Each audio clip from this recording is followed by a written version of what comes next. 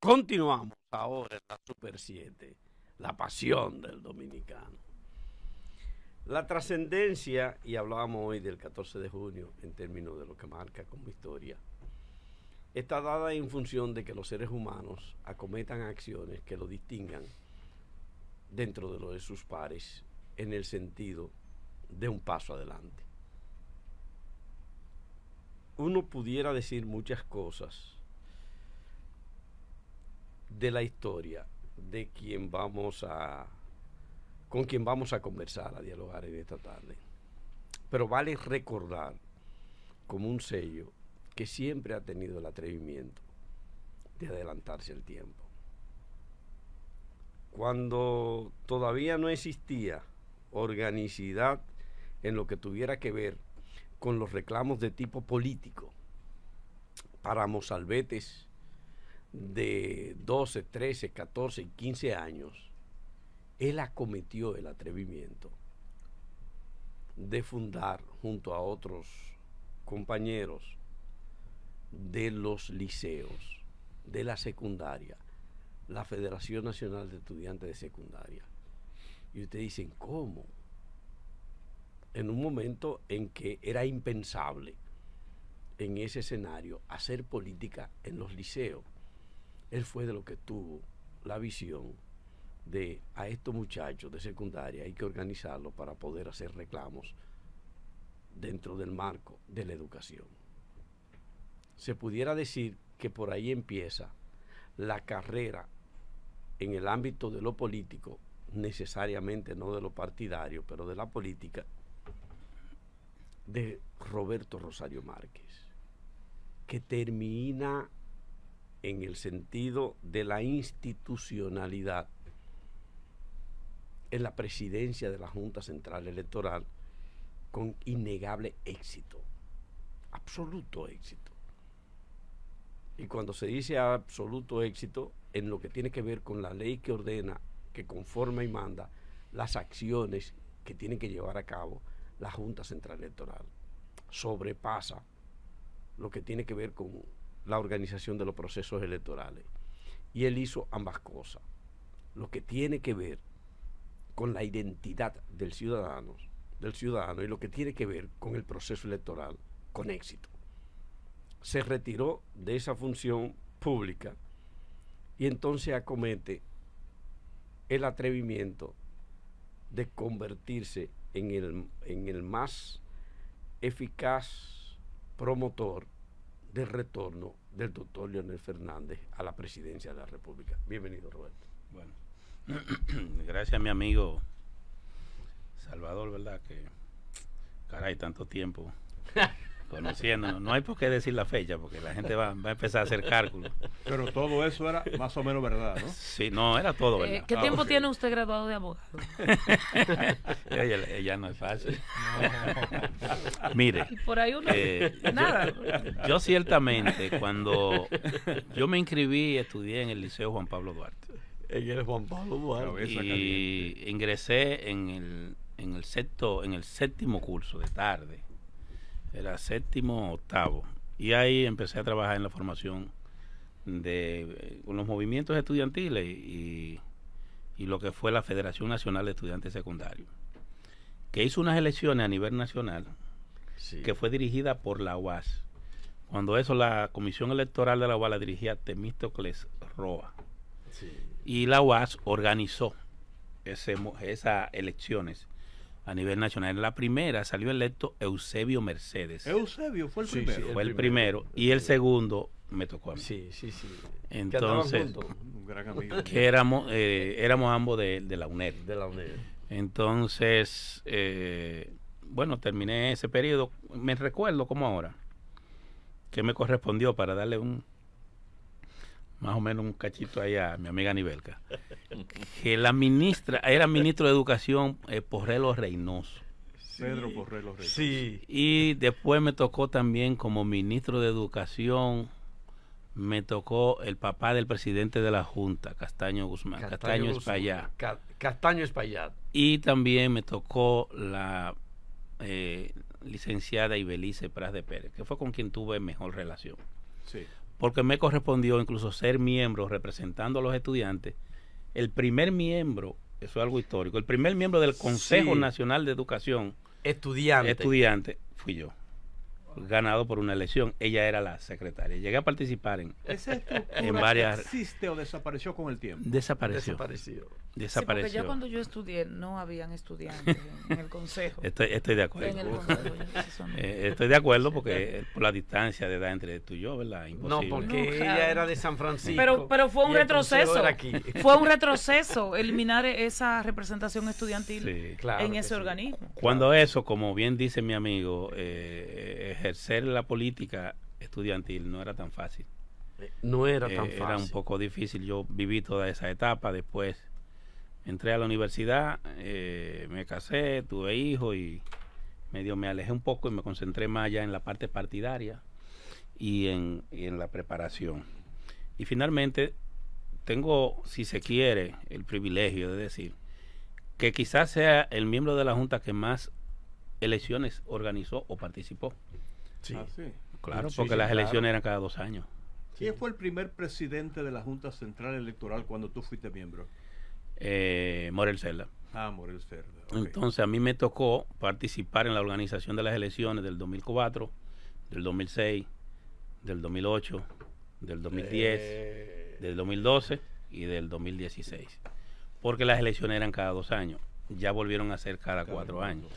Es un récord que difícilmente me lo quiten. No, ya no, ya no, ya no es Ojalá, posible. bueno, si aparece alguien, bien, pero en términos de cantidad de elecciones organizadas, es un récord. Y ahí estuvo el proceso de ser miembro de la Junta, pero también de ser el presidente de la Cámara Administrativa, Así es. que en ese momento era la división que correspondía, y después entonces presidente de la Junta, ya Sí, primero con la fue, distancia entre las cámaras. primero fue como miembro de la Cámara Contenciosa. O primero que fue hoy es- miembro del Pleno. No, sí, Y no, después no. de la Cámara Contenciosa. Así Y después es. presidente de la Administrativa. Porque Y después... lo que hoy es Tribunal Superior Electoral se llamaba Cámara Contenciosa, Sí. que la que el presidía presidente Salvador Ramos. Salvador Ramos. Entonces a mí me tocó ser miembro de esa Cámara. Eso fue en el periodo 2003-2004. Después, en el 2006 hasta el 2010, me eligen presidente de la administrativa. Y después del 2010 al 2016, presidente de la Junta. Es decir, que yo digamos que hice un poco de carrera. Cuando llegué a la presidencia ya yo había agotado un periodo bastante largo. Así que gracias por recordar eso y aquí estoy a sus órdenes. Doctor Rosario, aunque había distancia por la cronología de los años, pero ha existido siempre un puente de 7 letras que los une, a usted a Nivelca como Rosario. Ah, sí. Yo quería aprovechar, Muy poético eso, ¿eh? quería aprovechar ese recuento histórico que usted hace, porque yo no ubico la fecha, no recuerdo, si fue a partir de su gestión como presidente de la Junta Central Electoral que terminó en los procesos electorales la presencia de los notables en la Junta Central Electoral, si fue en su gestión o fue antes. Cuando yo estuve en el año 2004, todavía hasta el año 2006, se mantenían los notables. Los notables desaparecen cuando yo asumo la presidencia de la Cámara Administrativa, Okay. porque yo decía que yo no lo permitía. Entonces se presentó una situación. Mi tesis es la siguiente: si el órgano electoral para dar un resultado necesita una comisión de notables, porque no hay confianza en el órgano. Es porque el órgano entonces No está en buenas manos. no está en buenas manos. Y digamos que eso me generó una serie de complicaciones. La gente, en República Dominicana hay mucha gente que no entiende que aquí hay clases, hay personalidades, instituciones que entienden que son imprescindibles en todo. Y como tienen cierto nivel de nombradía, ellos entendían que aquí no se podía dar un boletín si ellos no lo autorizaban. Si no pasaba por ahí los miembros del Consejo Nacional de la Empresa Privada, si no pasaba ahí la embajada, si no iba a la iglesia, y eso era todo un... Si no lo santificaba. Entonces, la última vez que eso ocurrió fue en el año 2000, que hubo un conflicto serio, fue en el 2004, cuando se iba a dar el primer boletín que no se quería dar, y tuvo el primer boletín, me recuerdo que quien tuvo que darlo fue Agripino, por un tranque que había. Y estaba presente el vice, no sé cómo se le llama, el de la OEA, el vicesecretario de la OEA, que en esa ocasión era un embajador de los Estados Unidos, que era a su vez el vicesecretario, y fue quien mandaron a esas elecciones para que estuviera presente. Y ese señor, cuando estábamos reunidos allá en el Pleno, había una discusión sobre ese tema. Él subió un poco molesto por una información que habían dado de que en ese momento, eso fue como a las 5 de la tarde, habían apresado a Minú Tavares Mirabal creo que era por ahí, por San Pedro de Macorís y esa zona, sí. Y se había armado un conflicto con Eddie Mateo Vázquez en Barahona. Sí. Y sí, entonces él subió y diciendo que en su inglés, ¿verdad? Porque no hablaba español. Pero andaba un traductor diciendo que eso era inconcebible, que cómo eso podía pasar. Entonces usted no sabe dónde en la República Dominicana. Y entonces yo le decía, eso es normal. Usted no sabe dónde nos han mandado. Roberto, hay un detalle antes de entrar en cualquier otra materia. Para cerrar, digamos que esa fue la última intervención ya así como tan evidente. Porque ya la del 2006 fue más light, y ya en el 2008, que ya yo como presidente de la administrativa tengo el control administrativo, eso termina ahí. Ahí empezó la delimitación. Cerró. Roberto, ¿por qué, evidentemente, con una experiencia así, aún con algunas dificultades en los procesos, no se ha pensado, no te han tocado la puerta para ver hasta dónde pudiera aquí crearse un organismo de formación, de adiestramiento, de orientación, aunando toda esa experiencia para formar gente? Bueno, sí lo hay. Precisamente en mi gestión se fundó la Escuela de Formación Electoral y del Estado Civil. Recuerdo que el local donde está esa escuela era la casa de familia de Kiko Tabal. Y ¿En Gascue? en la Castellana. En la Castellana. Okay. Y formamos una comisión integrada dirigida por la magistrada Aura Celeste, integrada por Eddie Olivares y por Rafael Paz, que era el asistente de Aura Celeste. Y ellos fue que se reunieron y negociaron la compra de ese inmueble en la Castellana para convertirlo en lo que es el edificio de la Escuela de Formación Electoral del Estado Civil. Está ahí todavía. Está ahí todavía. Y hoy es instituto. Y recuerdo siguió ese camino. Sí, incluso cuando en mi gestión como presidente iniciamos el proceso de convertirlo en instituto, pero como mis relaciones eran tan difíciles con el ejecutivo del momento, se llegó a hacer todos los estudios y ellos la rechazaron. La magistrada, mi amiga Alejandrina Germán se negó a otorgar la conversión de la escuela en instituto, pero esta gestión correctamente le dio seguimiento, lo reformuló y logró, para mí, un éxito indiscutible de la actual gestión, convertir la EFET en un Instituto Superior de Formación Electoral. Es decir, aquí hay una escuela de formación que está dirigida básicamente, la primera misión de esa escuela cuando se formó fue entrenar al personal de la Junta Central Electoral, y después también trabajó con los partidos políticos. Cuando yo me fui, yo dejé ahí una serie de acuerdos con la Complutense de Madrid, con varias universidades de España y de diferentes países que dan maestría en gerencia de partidos políticos. Porque hace falta. En todo ese tipo de cosas. Y además de eso, yo recuerdo que un diagnóstico que nosotros hicimos en el registro civil, se determinó que el 98% del personal de la Junta y de las labores de la Junta eran manuales. Y para convertir eso en digital necesitábamos, porque el personal no sabía y no podíamos despedir a todo el mundo, empezamos a tercerizar, o sea, a contratar una serie de empresas que daban talleres de inducción al uso de la computadora a través de la EFET. Y a todo el personal de la Junta de alguna manera se le entrenó. Mira, ahí se dieron talleres hasta los choferes de cómo conducir. Ahí se le dieron talleres a la persona de cómo recibir, al auxiliar de cómo recibir a alguien cuando va a pedir un servicio. Y los niveles de eficiencia de la Junta fueron extraordinarios. Nosotros, la alta valoración que tenía la Junta en ese momento más que por el tema electoral, era por el registro civil. Recuérdense que en nuestra gestión logramos que el dominicano en el exterior pudiera sacar su acta allá, pudiera sacar su cédula allá, pueda declarar sus hijos allá. Y en mi gestión se logró también que cuando el hijo tuyo nazca, desde que salía del hospital, saliera con su acta de nacimiento y con el número de cédula de por vida. Es decir, se lograron tantos avances que eso fue lo que mantenía. Se institucionalizó. Eso era lo que mantenía a la Junta como una institución de prestigio. Yo, en honor a la verdad, me siento muy satisfecho y muy orgulloso de la labor que junto a un equipo de trabajo que había ahí se hizo en la Junta Central Electoral, y creo que hay un legado que yo espero que los que vengan lo superen, porque lo ideal es que en el Estado la cosa mejoren cada vez. Pero Roberto.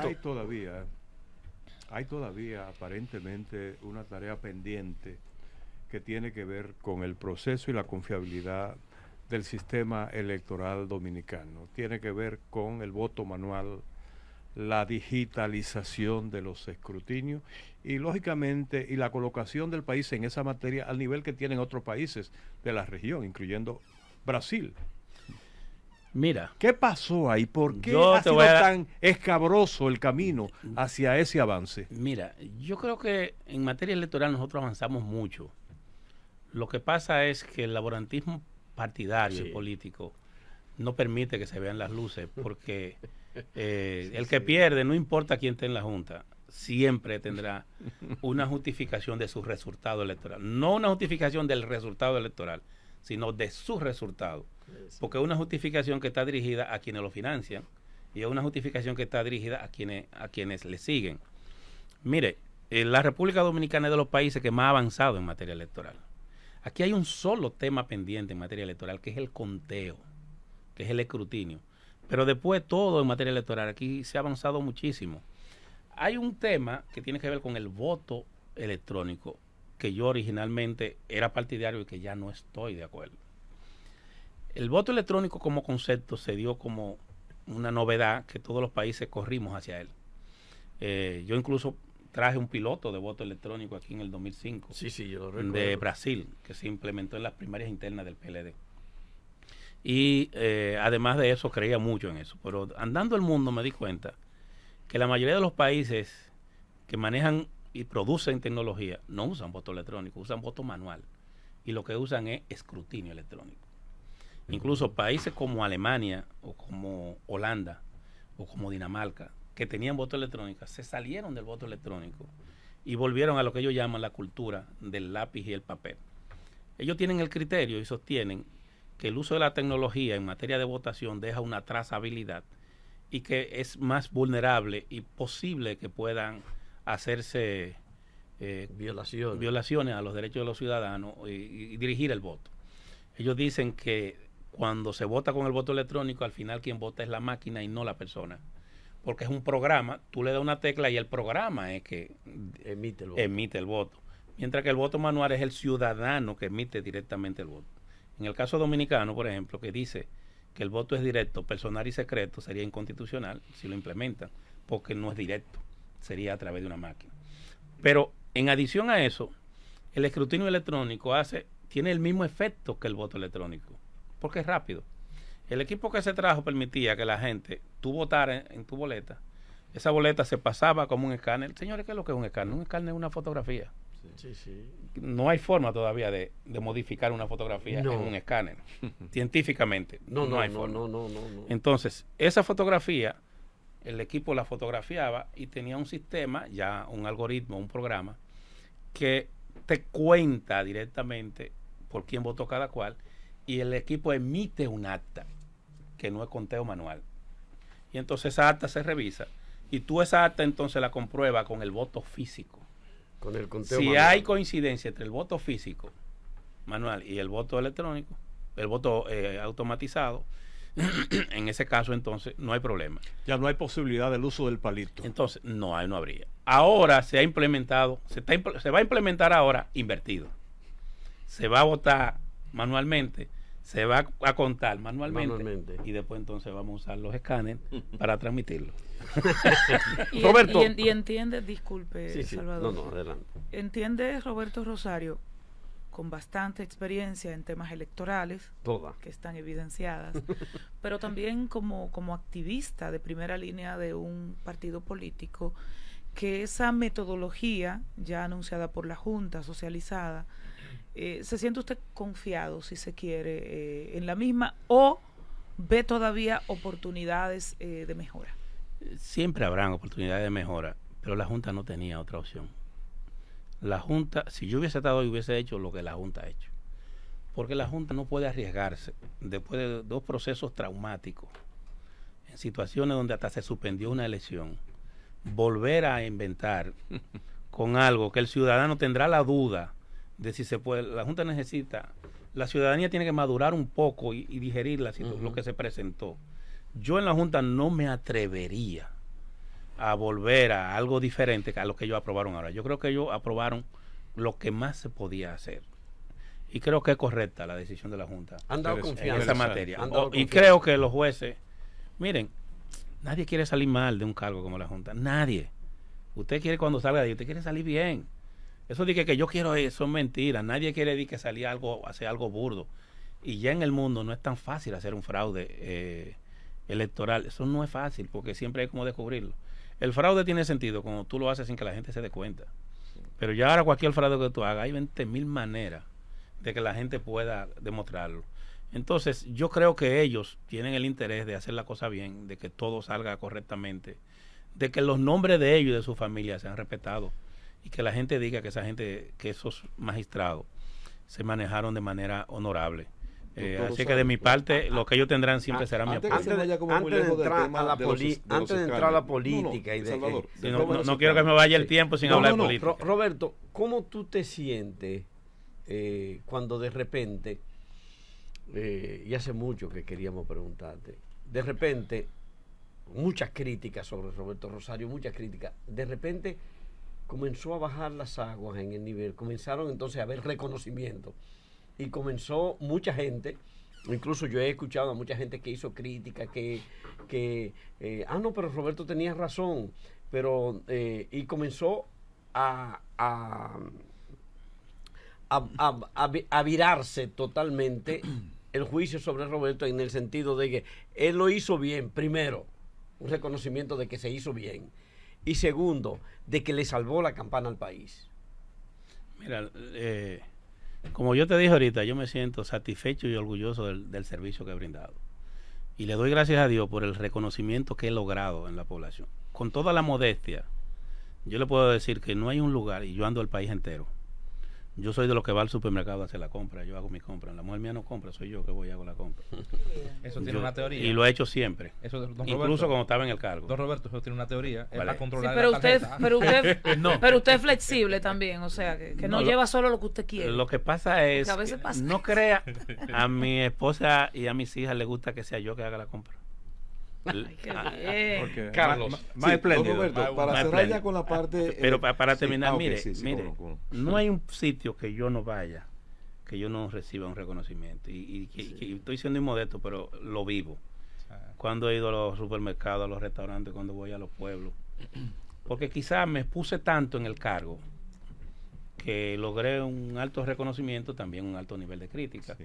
Y déjeme decirle, no creo que haya un ciudadano en el mundo, desde que el mundo es mundo, que haya hecho algo bueno o malo que no tenga críticas. Recuérdense, Sí, pero recuérdense que a Jesús, y no me estoy comparando, lo crucificaron.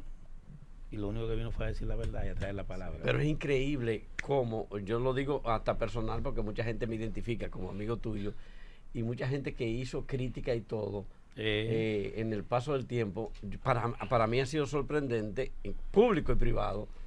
Porque ya no estoy en el cargo. Pero, Carlos. No, ¿verdad? Sí. Yo creo que no, yo creo que hay una Hay apreciación. algo de las dos cosas. Ese es un factor, hay algo de las dos ciertamente, cosas. que Y hay pesa. una apreciación después, porque se evidenció, como vinieron bestiales campañas contra la República Dominicana, la gente pudo, a partir de esa campaña que se sucedieron, apreciaron más Miren, lo que pasó. ustedes no se recuerdan aquella discusión que hubo aquí sobre el tema del manejo del registro civil y la implementación de la De la sentencia constitucional. la situación que estamos viviendo hoy, ustedes se imaginan lo que fuera si eso no hubiese ocurrido. Eso es en lo que me términos de control migratorio Eso es lo que me dice. y en términos de control registral, que por demás debo decir que estoy consciente de que no se está implementando de manera correcta todavía. Aquí en los hospitales públicos, lamentablemente el Ministerio de Salud Pública, que tiene la responsabilidad de tener el libro rosado en los hospitales, deja que esos libros se venzan y eso está trayendo como consecuencia. Se venzan. O sea, que no haya, Oh. que no exista. Y en consecuencia, ¿qué es lo que pasa? Que al no ver el libro rosado, el niño extranjero que nace lo inscriben en el libro de registro civil. Y Eso va a aparece, tener- eso y va a- aparece eso va a como... eso va a traer Consecuencias. problemas en el futuro. Bien. Carlos. Bueno, doctor antes Rosario, de entrar en política. sí, ya con esto cierro la parte electoral, porque hay un aspecto también que me inquieta sobre eso que usted acaba de decir ahora, de lo que está ocurriendo en los hospitales. Pero ciertamente pocos funcionarios públicos, pocos servidores públicos han sido víctimas de una brutal campaña de descrédito y hasta personal en contra suya. Vemos que la Junta a posterior ha utilizado los famosos escáneres que fueron objetados en algún momento. Después que usted ha visto el uso de esos escáneres que fueron objetados, que estuvieron abandonados durante un largo tiempo en la gestión pasada, ¿se siente usted reivindicado ante esa situación de que vio que esa decisión que usted tomó en un momento determinado pues dio resultados positivos al país? Mire, si uno se lleva de todo lo que dice la gente. Yo me acuerdo que aquí dijeron una vez, salió, incluso lo dijeron comunicador y hasta salió en medio escrito, que yo fui que le di el pasaporte a Figueroa Agosto y que yo fui que le di la cédula a Figueroa Agosto, y en realidad yo fui que lo descubrí. En realidad quien la anula y la descubre soy yo, porque esa cédula la dieron cuando yo ni soñaba ser funcionario de la Junta. Eso fue en el periodo antes del 2000 que él tuvo esa cédula. En el 98. Cuando yo llego, se implementa una tecnología que está vinculada el iris del ojo con la huella digital. Y para darte la cédula tú tenías que ir. Él fue a renovar su cédula para sacar una nueva. Y ahí Y cuando él va, él aporta el dedo. no, él aporta la foto. Cuando le piden la huella, él se niega a dar la huella y se va. Parece que él dijo, coño, si doy la huella, van a encontrar las otras, y se va. Pero no se dio cuenta que la tecnología permitía con el iris del ojo comparar. Cuando el sistema machó todas las demás identidades que él tenía con esa foto que él se había tirado, dice, bueno, hay un 93, 94, 95% de posibilidades de que estas cédulas sean la misma. Y así es que nosotros descubrimos que el tipo Información inédita, porque no había conocimiento. que el tipo tiene No sé varias cómo cédulas. fue. En ese tiempo me comunico con Rosado Mateo y con Guzmán Fermín, que tenían una persecución contra él. Y me acuerdo que se aprueba un operativo para ir hasta Puerto Rico. De eso hay mucho que escribir. Sin embargo, a mí me dicen que fui yo el que lo descubrió. Primero, sin yo ser director de pasaporte y siendo yo al contrario el que lo descubrió. Para ponerle un ejemplo, pero para terminar tu pregunta. En el caso, por ejemplo, de todo lo que fue esa campaña. Señor, aquí se dijo que yo había hecho unos contratos de arrendamiento oneroso, ¿verdad? Hace 8 años de eso y esos contratos siguen igualitos. Ustedes ven cuando van a la Junta, un edificio que está al lado, donde hay un parqueo, eso sigue arrendado. Entonces, era oneroso cuando yo estaba. Y ahora Pasó no. la gestión de Castaño y sigue ahí. Pasó esta y sigue ahí. Es más, han alquilado más y han adquirido más. Por eso le digo que todo depende cómo usted vea la cosa. Y cuando esos equipos, como usted dice, que lo acabaron, se usaron en las elecciones de marzo. Se usaron en las elecciones de mayo. Se van a usar ahora. Y la propia Junta, en una rueda de prensa, su director de elecciones dijo que el organismo no podía gastar dinero en equipos porque los equipos que tenía ahí estaban buenos y se podían usar. Y ahora se van a usar. Se van a usar como escáner, no para la lectura de las boletas, pero sí como escáner para la transmisión de las actas y para la impresión del acta. Porque cuando una acta esté descuadrada es con el escáner que la van a cuadrar. Es decir, son tan buenos esos equipos que a pesar de tenerlo tirado ahí para que le cayera de todo, polvo, óyemelo, son telcos. Ya va como por la cuarta de elecciones que se van a utilizar, lo que significa que la inversión fue correcta y que fue un buen equipo. cuando termine la entrevista. Así que terminé mi parte. Sí, Vamos a lo político. Cuando termine la entrevista sobre lo anterior dicho, te haré una anécdota. Vamos con lo Roberto, político, entonces. estamos en un escenario electoral. De repente, después, y tú que has tenido Preelectoral. preelectoral. Sí, preelectoral en términos legales. Sí, porque es el día 2 de julio. Que oficialmente se abre se el inicia proceso. la pre-campaña electoral. Sí, pero todos en la República Dominicana estamos en proceso electoral, en elecciones. Los ciudadanos, los Salvador, partidos, todo el mundo aquí. Salvador, en el mundo entero. Sí. Trump está en campaña. Está en campaña y no se ha Y iniciado. Joe Biden está en campaña. Y ahí ni Entonces- se está hablando de eso. Entonces, siendo eso así, de repente nosotros tenemos otra vez 3 partidos con posibilidades, con fuerza, que se están moviendo. 3 partidos. Eso ha acontecido 3 o 4 veces en la historia electoral dominicana. Ujú.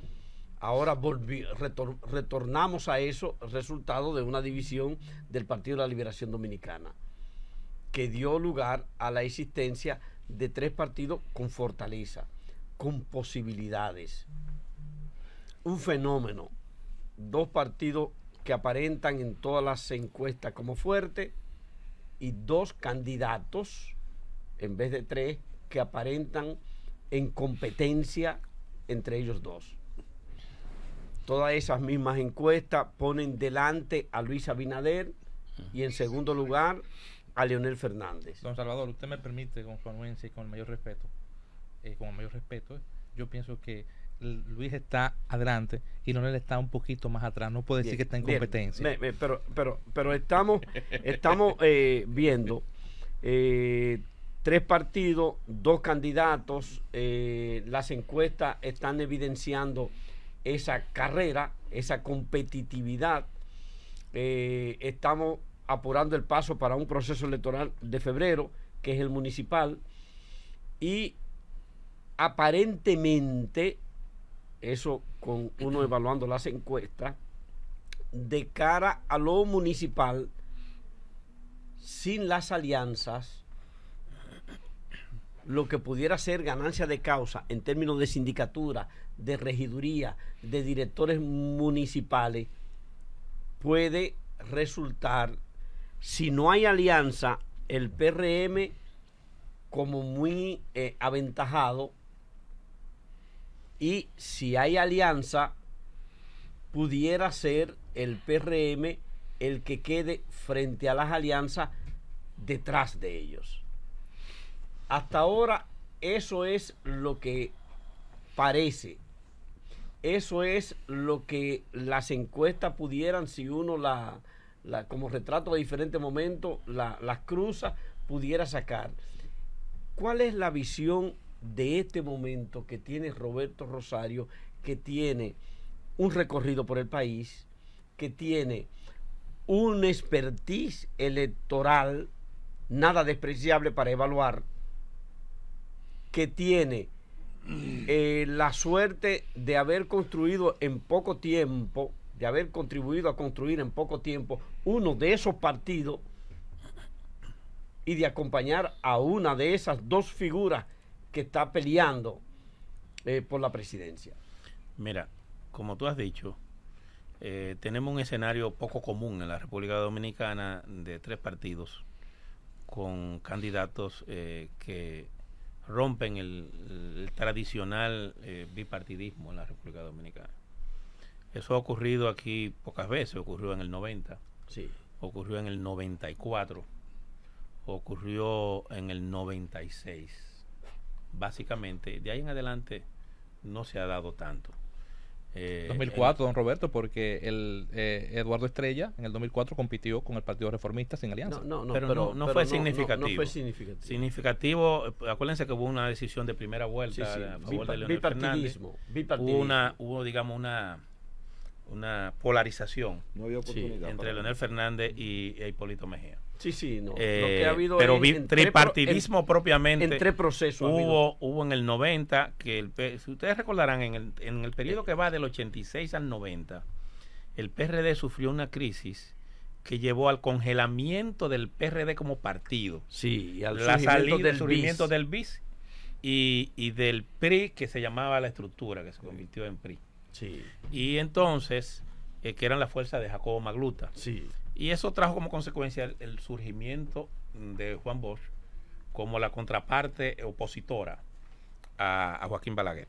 En el 94 el PLD baja un 13%, vuelve Peña Gómez a la principalía como líder opositor y se la disputa con Balaguer. Se da la crisis que ustedes conocen y finalmente en el 96 el doctor Balaguer, que se ve obligado a no poder participar, se inclina desde la primera vuelta y drena un poco a su propio partido, y a Jacinto Peinado, y favorece al presidente Fernández, y ya ustedes saben el desenlace.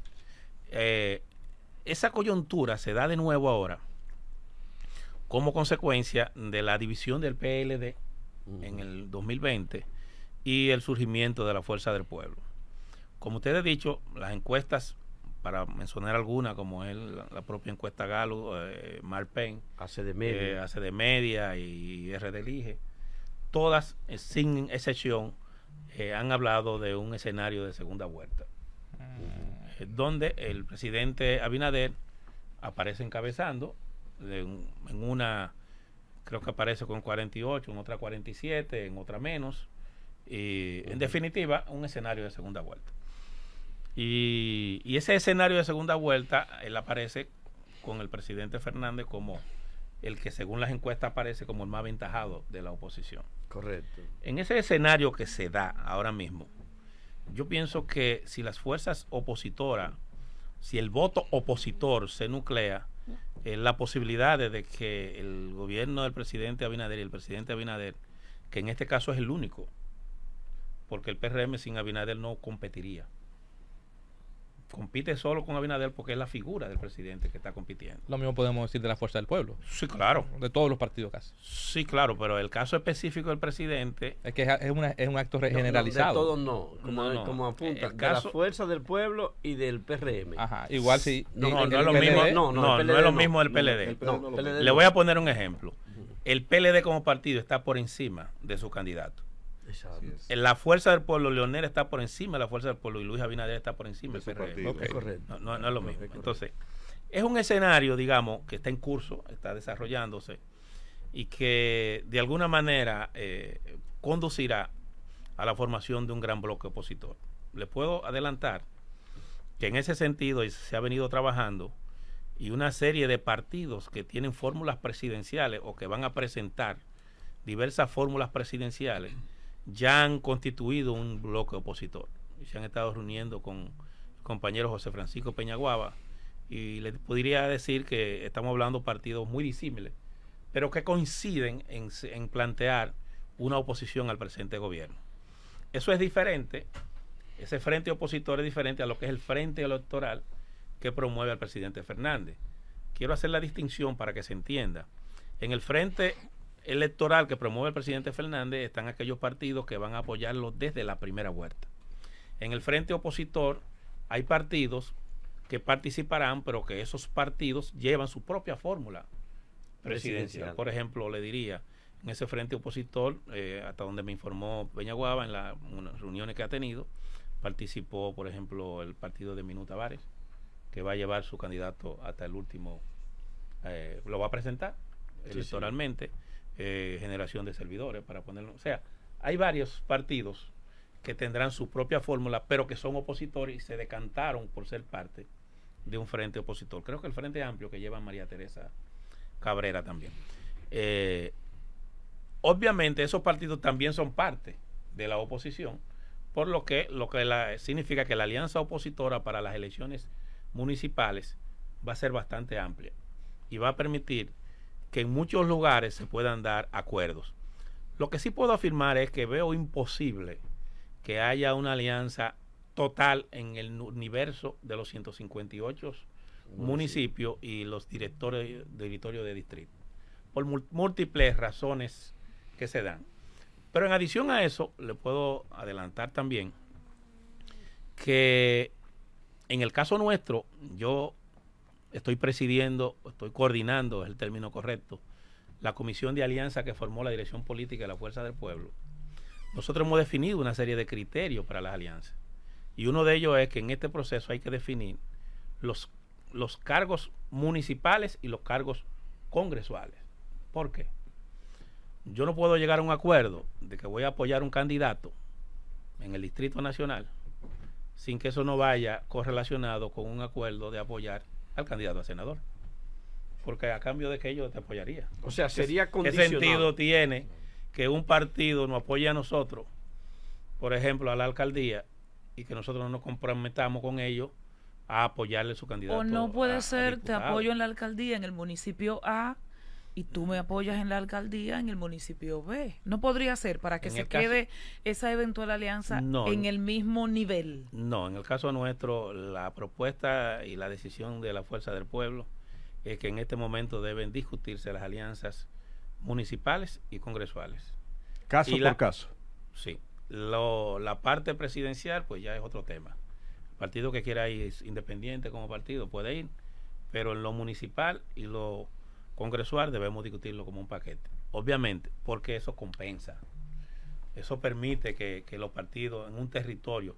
Mira qué es lo que pasa a nivel... Perdona, eso no impediría, no trabaría la posibilidad de alianza de la Fuerza del Pueblo con el PLD, que son los dos opositores más fuertes. No sé. Bueno, yo no sé. Mira qué es lo que pasa. El PLD acaba de decidir, creo que antes de ayer, El lunes, sí. el lunes, cuál va a ser su camino en este proceso. Y nosotros hemos querido ser respetuosos, dejando que ellos decidan lo que entienden deben decidir. Ellos han formulado una serie de propuestas. Tengo entendido que han establecido una serie de requerimientos que nosotros tenemos que ver para ver lo que se hace. Mientras tanto, yo supongo que ellos deben haberse comunicado con el compañero José Frank, que es quien está coordinando lo que es el frente opositor. Y que ha dicho en el día de ayer, escribió, posteó de manera clara, precisa, que hasta donde ya tiene cercanía, información y conversación, está abierta una posibilidad, y parece que lo refrendó también Charlie Mariotti, de que de cara a lo municipal habría espacio para un acuerdo entre la Fuerza del Pueblo y el PLD. Digo, él lo mencionó dentro del Okay. conjunto de fuerzas. Bueno, siendo honesto, nosotros, yo como coordinador del espacio de negociación institucional del partido, no hemos tenido ningún contacto con el PLD. Okay. Ni ha habido ninguna iniciativa de nosotros para con ese partido en relación a la concertación de una alianza. Nosotros hemos querido esperar que ellos definan su eso, porque ya el problema es que ya nosotros hemos avanzado demasiado en los acuerdos con otros partidos. Ya nosotros tenemos un bloque de partidos con los cuales tenemos acuerdos incluso ya de alcaldías y de lugares específicos. Entonces nosotros necesitamos esperar cuando ellos hagan su propuesta a ese bloque que ya está unificado en una serie de temas. Entonces veríamos cuál es la propuesta que ellos tienen, pero al día de hoy a nosotros como Comisión de Alianza no le ha llegado ningún tipo de propuesta, ni se ha producido ningún tipo de encuentro o de convocatoria para esos fines. Obviamente, la política definida por la dirección de la Fuerza del Pueblo es la formación de un gran frente opositor, ojalá fuera la totalidad de la oposición, para presentarle al pueblo dominicano una alternativa al partido oficial. Doctor Rosario, lo que usted acaba de plantear entonces sería la reformulación de un nuevo escenario, si es procurar una alianza no solo en lo municipal, sino también aprovechar lo congresual. En las recientes declaraciones que hemos visto de la Fuerza del Pueblo, ustedes habían anunciado que, o han anunciado más bien, de que van a realizar la escogencia de las posiciones mediante encuestas, ¿verdad?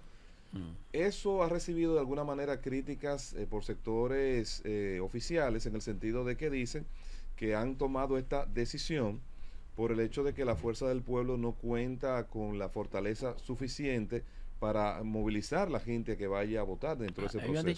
¿Han dicho eso? Han estado diciendo eso. Que o sea, perdón, eso quiere decir que el partido oficial no tiene fuerza suficiente en Santo Domingo Este. Bueno, aparentemente... Porque ellos ahí lo van a hacer por encuesta. Aparentemente no midieron entonces, no midieron Pues verdad, porque como si ese fuera mi lógica, también era de ellos. Claro. Entonces, ellos plantearon de manera concreta que en Santo Domingo Norte y Santo Domingo Este se van a primaria. No, en Santo Domingo Este ellos dijeron que van por encuesta. ¿Cómo es? Sí. Norte y Oeste.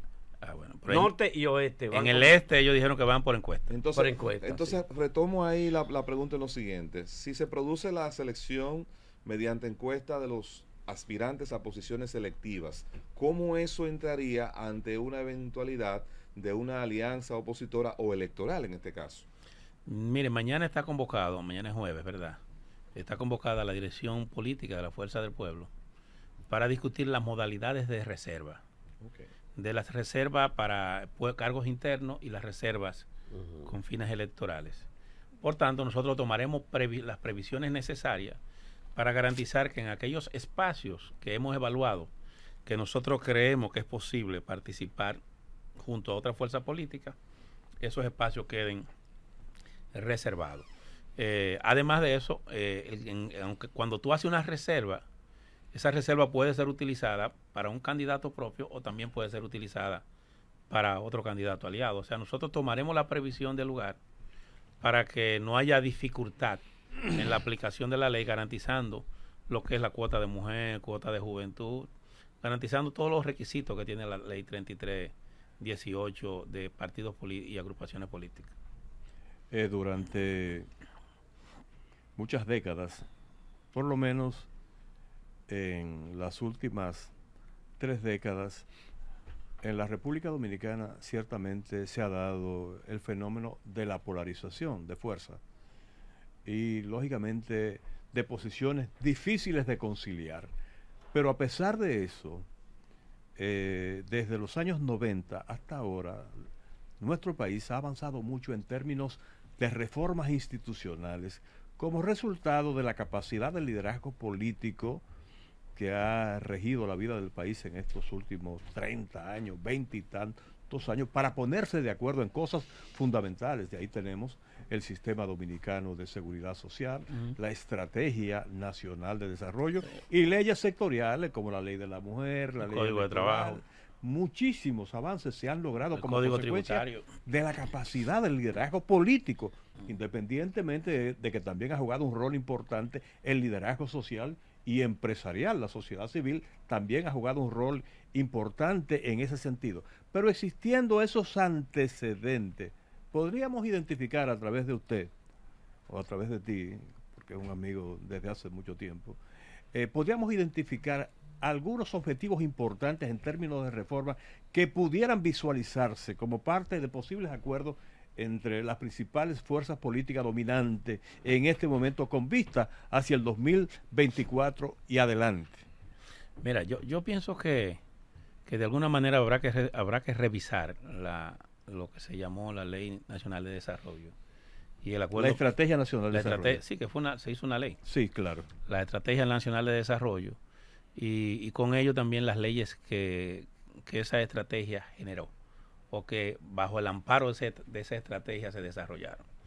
Porque obviamente se han producido cambios ya desde aquella época acá que requieren tomar medidas legislativas que permitan que el país vaya hacia adelante. Sin embargo, hay un tema que preocupa en la parte que tiene que ver con la implementación de los acuerdos, sobre todo en la última década. Nosotros, por ejemplo, llegamos y firmamos el pacto eléctrico, que una parte de ese acuerdo debió implementarse en la gestión anterior y otra parte en esta gestión. En el pacto eléctrico se establecieron 3 objetivos fundamentales para la implementación del pacto eléctrico. Primero, que había que disminuir lo que era el gasto, sobre todo gasto de nómina, gastos improductivos. Segundo, que había que disminuir el déficit, que había las pérdidas de energía. Que hoy están informando que tenga un 37%, Sí, subieron. Creció como 4 sí. Y que además de eso había que lograr una mayor eficiencia en el servicio. Ninguno de los tres objetivos se han cumplido. Lo que significa que el pacto eléctrico al que llegaron todas las fuerzas políticas y económicas de la nación, incluso movimientos e instituciones de la sociedad civil, ha sido ineficaz, no ha dado los frutos deseados. Fuimos convocados para una discusión de unas 12, creo que una agenda de 12 puntos o algo más en el Consejo Económico y Social, y del Consejo Económico y Social lo único que se logró sacar fue la parte que tiene que ver con la ley de la Junta Central Electoral. Y cuando se aprueba, lo que se aprueba no fue exactamente lo que se pactó en el Consejo Económico y Social. Y yo diría que, no quiero acusar al gobierno, porque de alguna manera todos estamos involucrados en eso. Es como si hubiésemos retrocedido en algo que habíamos ganado, como tú bien dices. De las grandes crisis, sobre todo a partir del 90, nos llevaron a nosotros a la obligatoriedad de concertar. El código de trabajo, el código tributario, fue el resultado de la crisis que tuvimos en el 90. Eso nos llevó a querer palear esa crisis con grandes reformas. Se produjeron 3, por lo menos yo recuerdo esas 2. Y nos acostumbramos a ir el propio 4%, en adición a la lucha que hubo, también fue un compromiso país. Es decir, que muchas cosas las hemos logrado ahora. Y la atención primaria en materia de salud, que es otro tema. Todo eso. Ahora, esos acuerdos sean la clase política y no solamente la clase política, la sociedad dominicana se ha empoderado y lo ha echado hacia adelante. No. En el caso específico, por ejemplo, del pacto educativo, eso es cierto, y del 4%, señores, a 13 años de ese acuerdo, lo que se ha dicho es, lo dijo el actual ministro, que todo ese dinero fue tirado al zafacón. Lo que se ha dicho es que se ha gastado en todo, menos en avanzar en el proceso de enseñanza-aprendizaje. Lo que se ha dicho es que tenemos dificultades en el nivel de asimilación y todo lo que tiene que ver con la educación en materia de matemáticas y de lectura comprensiva. Lo que se está diciendo es que de alguna manera el profesorado no ha sido formado al nivel que requiere el país para tener una educación de calidad. Ni ha sido un actor importante tampoco. Insisto, no quiero dirigir esta crítica exclusivamente al gobierno, porque estamos hablando de 13 años y estoy hablando apenas de 3. Pero es evidente que de alguna manera ahí se ha producido un fallo, no en el acuerdo, sino en la implementación del acuerdo. Ustedes se recuerdan que cuando esa discusión se dio, el presidente Fernández decía con mucho tino que más importante que el dinero era el contenido. Que lo importante no es tú decir vamos a gastar tanto, sino en qué tú vas a gastar tanto. Cuando Leonel llegó a la presidencia, en el presupuesto de educación equivalía al 1.24 o 22 del PIB. Él lo dejó en 2.58. O sea, de alguna manera aumentó el gasto educativo. No lo dejó en un 4, pero lo aumentó. Lo duplicó. Sí. Ahora que él decía, bueno, y que yo hago aumentando eso. Ahora yo escucho a algunos que buscando como excusa dicen que la culpa de no avanzar en el tema educativo es de la ADP. Y eso no es verdad. Que nuestros maestros están formados a la antigua y que la educación por eso no es nivel. Mire, yo vuelvo al tema de la Junta. Cuando yo llegué a la Junta, la mayoría de los empleados de la Junta no manejaban computadoras. Yo contraté empresas para que le dieran cursos de inducción a la computadora. Y al que yo veía que no podía avanzar, le contraté uno nuevo y se lo puse al lado. Y de alguna manera no se produjo tampoco un gran despido de gente. Pero la gente va aprendiendo, tú le das la oportunidad de avanzar, y a muchos. En la Junta, por ejemplo, se estableció una política que todo el que se graduaba de una profesión se le daba adicional, creo que está todavía, se le daban 5,000 pesos adicionales a su sueldo. Si tú hacías una maestría, se te daban 5,000 pesos adicionales a tu sueldo, como una forma de estimular la investigación. Por incentivo por tu avance académico. Y se tomaron una serie de medidas y todo el mundo de alguna manera iba a la escuela. Como le decía ahorita, hasta la gente que servía, que sirve, no sé cómo, ahora se me olvidó el nombre. La gente de protocolo y los consejos, hasta esa gente se le daba curso de formación. Aquí ha habido desde educación una política dirigida a que ese universo que ese universo de profesores haya sido formado adecuadamente para tener una educación de calidad, no. Es más, aquí se acaba de decir públicamente que el curso que empezó cuando Leonel Fernández, que tiene que ver con el inglés por inmersión, están diciendo que, que no se sabe el nivel de implementación de eso, porque no se está ni siquiera evaluando. Porque a veces también es un tema de modismo. A veces aprobamos una cosa por tal de moda, por decir que se hace, pero no le damos seguimiento ni le damos continuidad. Y lo que es positivo ahora, y a lo mejor... Pasa con muchísimas leyes en este país, que se aprueban y la gente ni siquiera la conoce. No, y después ni se implementan y se quedan engavetadas. Entonces, necesitamos hacer conciencia de que tiene que haber una voluntad de echar hacia adelante como país, independientemente de quién administre la cosa pública. Mira, yo soy opositor, pero a mí no me interesa que el país fracase, claro. A mí no me interesa que esta gestión fracase, a mí me interesa que esta gestión le vaya bien y cuando nosotros lleguemos, hacerlo mejor que ellos y llegar, claro, sobre la base de criticar aquellas cosas de ellos que debieron hacer y no han hecho, porque se supone que el país debe estar por encima de los intereses partidarios. Correcto. Y de los intereses particulares. Correcto. Roberto, estamos viendo y hemos valorado tripartidismo. 2 candidaturas confrontadas entre sí, pero 3 partidos que concursan. Cercano a febrero, que es el primero de las votaciones para elecciones, síndicos y regidores. Vemos en ese camino que está el PRM como partido más fuerte, está el PLD como estructura o partido que le sigue hasta ahora, y está la Fuerza del Pueblo en términos de ese orden, pero está la yo no tengo esa visión, pero bien. No tiene acuérdese, Roberto, que él es un periodista. Acuérdese que usted es voz interesada, claro, naturalmente, y él es un periodista independiente. No, sí, claro, por eso le digo que yo tengo una visión distinta. ¿Cuál es el apellido de independiente, por favor? ¿Cuál es la visión? Objetivo. Mira, sí. Ese podría ser un problema al momento de una alianza. Tú no puedes valorar la situación política del 2003 como si estuviéramos en el 2020, porque no es la misma situación política. Tú no puedes valorar la estructura política de los partidos del 2020 como que es la estructura política de los partidos en el 2023. En el 2020 nosotros éramos un partido que casi no, como a 2 meses de habernos formado, con 20.000 dificultades, que casi no pudimos presentar candidato. Fue el último día que pudimos presentar un candidato. Entonces tú no puedes valorar ese partido con lo que es hoy. Fíjate que todas las encuestas todas dicen que la Fuerza del Pueblo como partido ya aparece en segundo lugar. No todas, Roberto, no todas. Bueno, de 5, 4, para poner un ejemplo, y puede aparecer una que diga que no. ¿Hay diferencia en la valoración de quién está en segundo? No, si tú te buscas la Galo, te busca Marpen, te busca RD Elige, te estoy diciendo encuestas con las que yo no necesariamente me siento identificado, porque por los métodos que se utilizaron pudiera tener diferencia.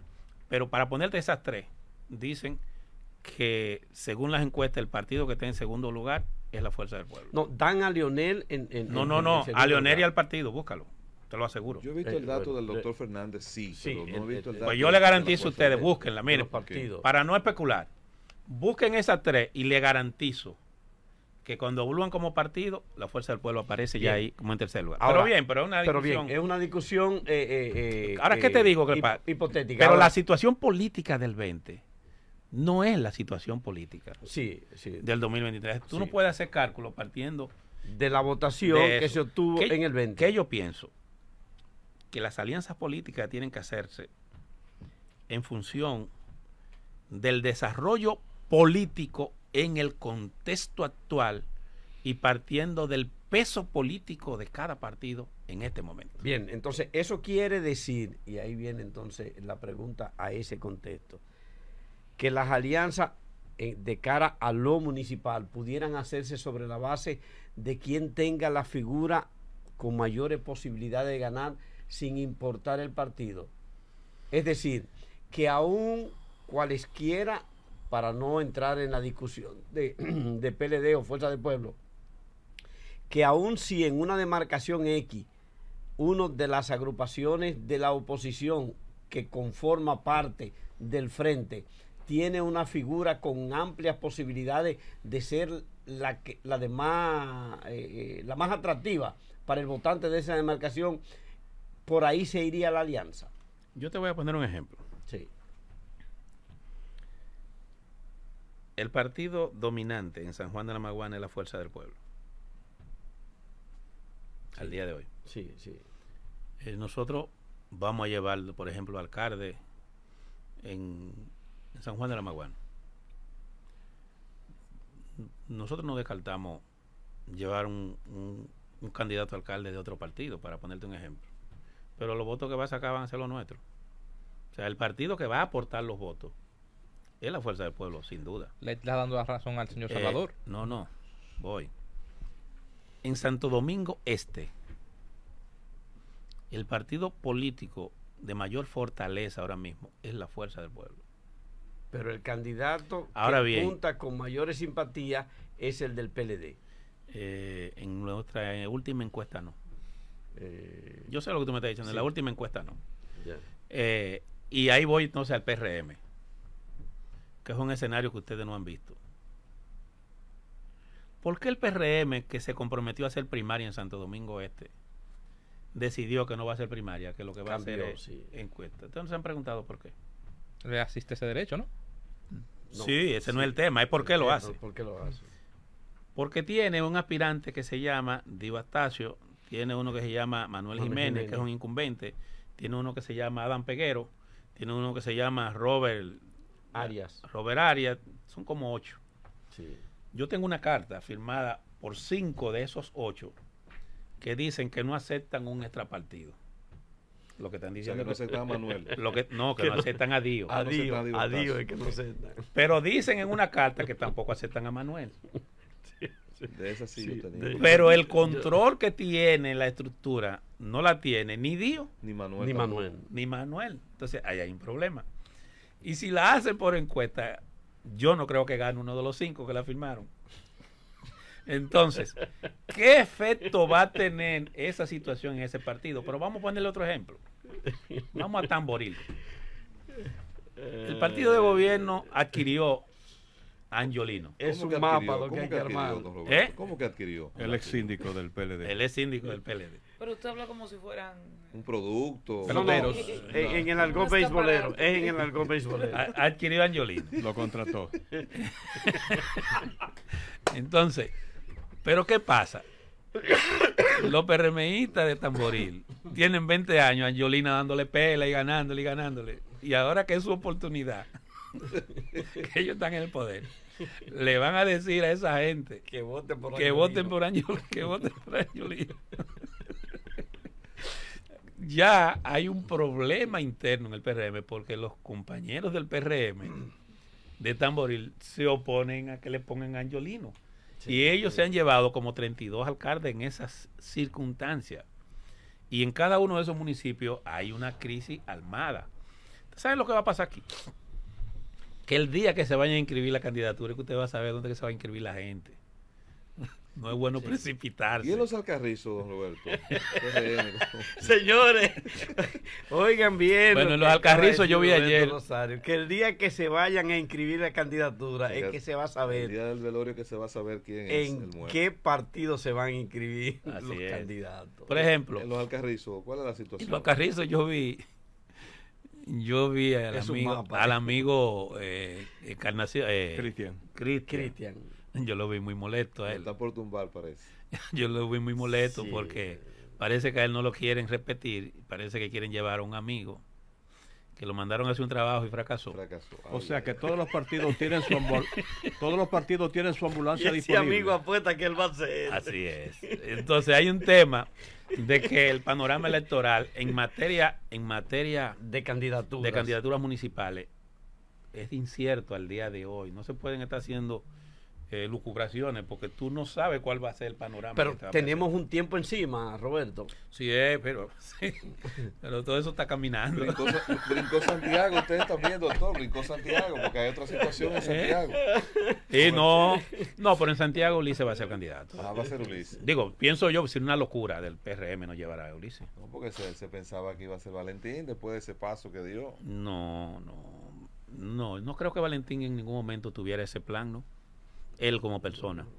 Yo creo que el problema de Ulises es con otra gente allá, no con Valentín. También tiene su problema. Da corriente. Miren, cuando tú llegas al poder, el PRM está experimentando haber llegado al poder. Y peor aún, está experimentando haber llegado al poder sin esperarlo. Sí. Porque el PRM llegó convencido de que hasta octubre del 19 el PRM no sentía tener posibilidades de ganar. Hasta octubre del 19 el PLD tenía una mayoría aplastante. Ganaba en primera vuelta. Es la división del PLD que le abre las puertas al PRM. Y parece que no se prepararon para lo que está ocurriendo. Cuando los partidos políticos llegan al poder, se desatan las ambiciones. Y sobre todo, los líderes que están encabezando ese partido creen que todo es posible. Yo creo, yo sé que ustedes tienen una presión de tiempo, pero miren, yo creo que al PRM le está pasando un poco lo que le pasó al PLD. Yo creo que están embriagados y creen que con el poder y el dinero todo se puede, y eso no es así. La gente no necesariamente vota por el dinero y el poder. Si hubiese sido así, Hipólito gana en el 2004 y Gonzalo Castillo fuera el presidente. No era el mismo contexto histórico, usted muy bien lo dijo. El 20 y el 3 no fueron contexto histórico similares. Por ende no puede comparar los dos candidatos. No, pero no es candidato, es que el dinero, el dinero como dinero no es suficiente. Porque hemos visto cuando un pueblo quiere algo. Don Roberto, hemos visto que el PLD sí se impuso con dinero en varias elecciones. Yo no creo. Claro que sí, don Roberto, pero ese es otro tema, como diríamos, para discutir en otro momento. No, te voy a poner un ejemplo. Pero déjame concluirle. Sí. El contexto histórico del 2003 no era el mismo del 2020. En el 2003 había una crisis bancaria sin precedentes en República Dominicana. Habían unos precios complicados y una situación complicada que favoreció, naturalmente, al señor Leonel Fernández para que ganara. Te estás metiendo a lo hondo. Sí, no, está bien. ¿Tú sabes por qué? Dígame por qué. ¿Y cuál es la situación del de hoy? No es lo mismo, Roberto. Ajá. No. Mira, usted tiene un presidente con un 60% de aprobación. No te lleves de eso, que todos los presidentes de PLD terminaban con un 60, aunque se fueran. Déjeme decir lo siguiente, los puntos nuestros. Sí, los puntos nuestros, usted siempre dice que no nos llevemos de los puntos nuestros. Tenemos que llevarnos. Sí, claro. Las encuestas dan sobre un 60 al presidente. Pero sí, está bien. Como un 60 no, dan como aprobación, una favorabilidad. Sí. Que no es lo mismo que intención de voto. Pero bien, yo acepto tu punto de vista, pues yo puedo estar equivocado. Pero así, mira lo siguiente.